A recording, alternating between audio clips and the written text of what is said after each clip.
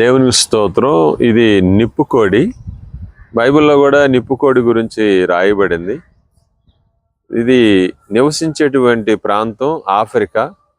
Africa ఎడారిలో మరియు జెరిక్ పొదలు ఉష్ణమండలం అనబడినటువంటి ప్రాంతాల్లో నివసించేటువంటిది. ఇది సహజంగా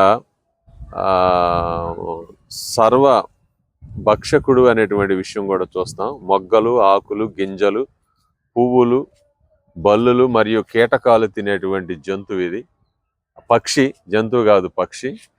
చాలా హుషారైనటువంటి పక్షి మనం చూస్తే. అయితే దీని విషయంలో దేవుడు మరి పరిశుద్ధ గ్రంథం రాయించాడు కాబట్టి దీని గురించి తెలియపరుస్తూ ఉన్నాం. మన దేశాన్ని పక్షి కాదు, కానీ ఆఫ్రికా ఉండే పక్షుల్ని ఇక్కడ నెహ్రూ జూలాజికల్ పార్కులో పెంచుతున్నారు. దేవుని స్తోత్రం.